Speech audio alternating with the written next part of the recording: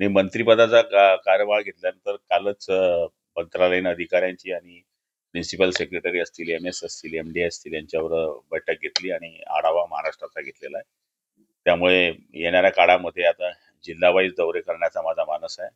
ज्या योजना सुरू आहेत त्या योजनांच्या ठिकाणी भेटी देण्याचा माझा मानस आहे. ज्या ठिकाणी योजना रखडलेल्या आहे त्यांची कारणं काय हे बघण्याचा माझा मानस आहे. आणि मला तरी असं वाटतं की जवळपास या 6 महिन्याच्या आत 90% योजना पूर्ण कशा होतील याच्याकरता माझा प्रयत्न असणार आहे. महिलांच्या डोक्यावरील पाण्याचा अंडा खाली उतरणार का? निश्चितपणाने तो प्रयत्न आमचा आहे, पण काही ठिकाणी आपण बघत असाल की कॉन्ट्रॅक्टरांच्या काही ठिकाणी हलगर्जीपणामुळे बऱ्याच ठिकाणी काही योजना थांबलेल्या आहेत. त्या योजना थांबल्या का, त्यांच्यावर कारवाई करण्यात आली का, त्यांना नोटिसा देण्यात आली का, त्यांना ब्लॅकलिस्टमध्ये टाकण्यात आलंय का, या सगळ्या गोष्टींचे आता चौकशी करण्याचं काम आता मी सुरू करतोय. आणि ज्या योजना चांगल्या झालेल्या आहेत त्या ठिकाणी निश्चितपणाने ज्या कॉन्ट्रॅक्टने चांगलं काम केलं आहे त्यांना शुभेच्छा पण आपण देण्याची मानसिकता ठेवलेली आहे. त्यामुळे मला तरी असं वाटतं की जो काम चांगलं करेल त्याला शाबासकी, ज्यांनी वाईट काम केलंय त्याच्यावर कारवाई. भाऊ, एक संभाव्य यादी समोर आलेली आहे. पालकमंत्र्यांविषयी आपलं नाव जळगावसाठी समोर येत आहे. अजूनही पालकमंत्र्यांचा तिढा सुटलेला नाहीये. कसं बघतात? हे बघा, 3 जणांचे पक्ष आणि त्यामध्ये 3 पक्षांचं सरकार असल्यामुळे साहजिक आहे काही काही जिल्ह्यांमध्ये सारखे आमदार आहे, काही ठिकाणी सारखे आमदार नसले तरी तुल्यबळ नेते आहेत. त्यामुळे ह्या गोष्टी होतच राहणार की आम्हाला पालकमंत्रीपद द्या, तो म्हणेल की या जिल्ह्याला मला पालकमंत्रीपद द्या. पण तिघही नेते समजदार आहे. ते निश्चितपणाने या 2-4-5 जिल्ह्यामध्ये काही जो असेल त्याच्यावर तोडगा काढतील आणि मला तरी वाटतं 2 दिवसाच्या आत पालकमंत्र्यांची यादी डिक्लेअर होईल. जिल्हा परिषदमध्ये बनावट औषधी खरेदी केल्या गेल्याचा त्याची चौकशी करण्याचे आदेश शिवना देण्याचा या ठिकाणी आपण आदेश करू. आणि तुमच्याकडनंही माहिती मिळाली तर आजच मी जिल्हाधिकाऱ्यांशी बोलतो. सगळ्या गोष्टी खपवल्या जातील, पण औषधीमध्ये जर असा घोटाळा होत असेल तर तुम्ही किती लोकांच्या जीवाशी खेळता याचाही आपल्याला विचार करण्याची गरज आहे. आणि जो कोणी असेल त्याच्यावर कडक कारवाई कशी करता येईल याचा 100% आदेश कलेक्टरना देऊ. जळगाव जिल्ह्यामध्ये 4000 वीज बिलं वितरित करण्यात आली. त्यावर मुख्यमंत्री अजूनही उद्धव ठाकरेच आहे. ठीक आहे, काही तांत्रिक चुका असतील, पण ही चूक सुद्धा फार गांभीर्याने घेतली पाहिजे. आणि ज्या गोष्टीला आता 3 वर्ष होऊन गेले त्यांचंच नाव येत असेल तर मग परमेश्वर त्यांचं भलं करू. भाऊ, जर तुम्ही बघितलं तर एकीकडे पंतप्रधान नरेंद्र मोदी हे डिजिटल इंडिया करण्याच्या प्रयत्नात आहेत. दुसरीकडे जर बघितलं तर जिल्हा परिषदेच्या शाळा असतील, महापालिकेच्या शाळा असतील, शासकीय शाळा असतील, यामध्ये संगणक कक्ष आहेत तर काही ठिकाणी इंटरनेट नाहीये आणि काही ठिकाणी मुलं हे जे संगणकापासून, शिक्षणापासून वंचित असल्याचं दिसतंय.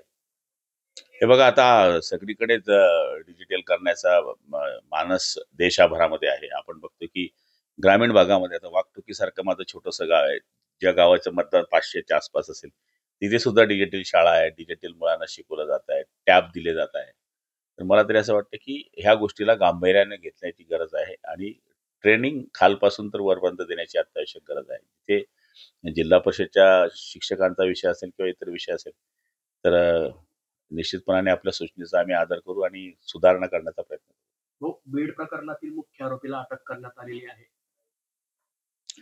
कारवाई पोलीस त्यांच्या पद्धतीने करते आहे आणि मला तरी असं वाटतं की आता सगळ्यांनी या गोष्टीवर संयम पाळला पाहिजे आणि जो आरोपी असेल त्याला शिक्षा कशी होईल याच्याकडे लक्ष दिलं पाहिजे, असं माझं स्वतःचं व्यक्तिगत मत आहे. सर्वपक्षीय नेत्यांकडून मात्र धनंजय मुंडे यांच्या राजीनाम्याची मागणी करण्यात येत आहे. आता जनमानसाच्या तिथला जो आक्रोश आहे तो आक्रोश तिथल्या घटनेमुळे त्यांच्यामध्ये आहे आणि त्यामुळे त्यांनी ती मागणी केली असावी आणि ती केलेली मागणी मुख्यमंत्री त्याच्याकडे गांभीर्याने लक्ष देतील, अजितदादा लक्ष देतील आणि ते जे निर्णय घेतील ते सगळ्यांना मान्य असेल. उपमुख्यमंत्री एकनाथ शिंदे साहेब म्हणतात की बीड हत्येतील एकही आरोपी सुटणार नाही.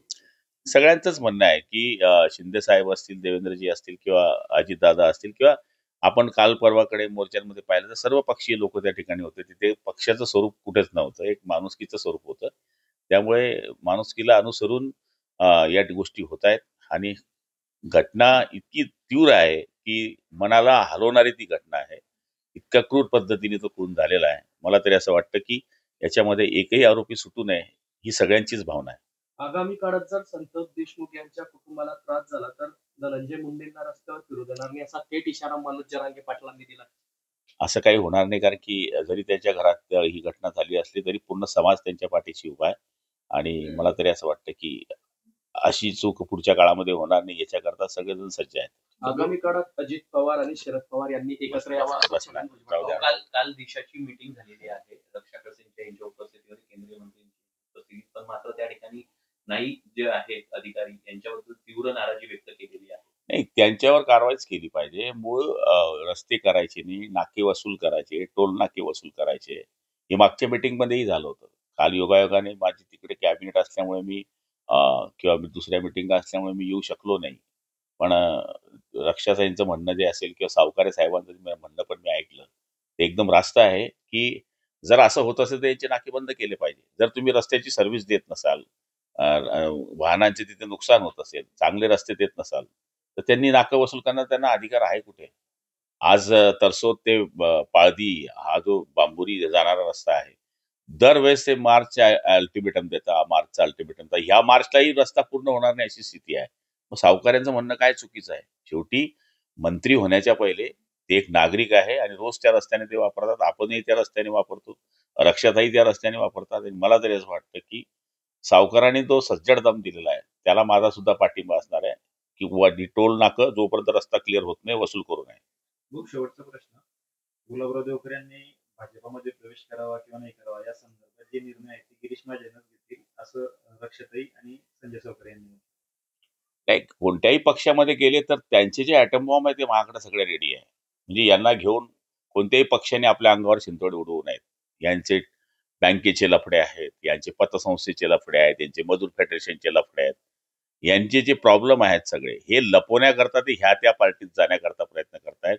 आणि भाजपला अशी काही गरज राहिली नाही. 132 आमदारांची पार्टी आहे आणि आम्ही त्यांच्याबरोबर आहोत.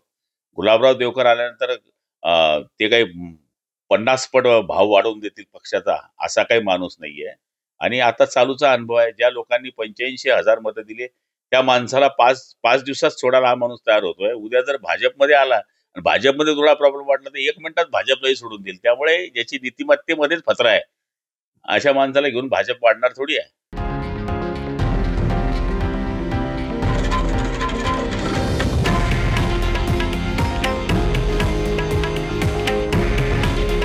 हे आहे देशातील नंबर 1 न्यूज नेटवर्क आणि आपण पाहत आहात TV9 मराठी.